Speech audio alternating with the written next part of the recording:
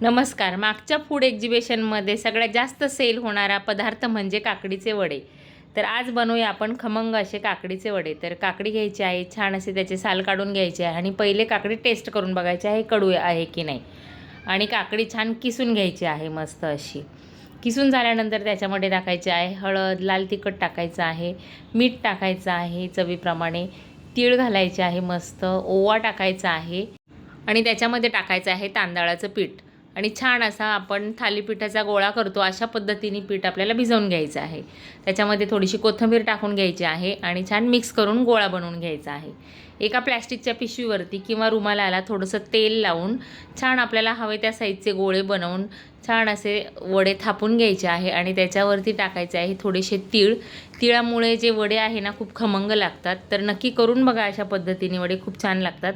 आणि मस्त असं तेल इकडे गरम झालेले आहे. त्याच्या गरम तेलामध्ये वडे दोन्ही साईडने छान असे गोल्डन ब्राऊन तळून घ्यायचे आहे. बघू शकता किती टम्म असे वडे फुगलेले आहे आणि अगदी टेस्टी लागतात. तर ही रेसिपी तुम्हाला कशी वाटली कमेंटमध्ये सांगा आणि भेटू अशाच एका टेस्टी आणि यमी रेसिपी बरोबर. धन्यवाद.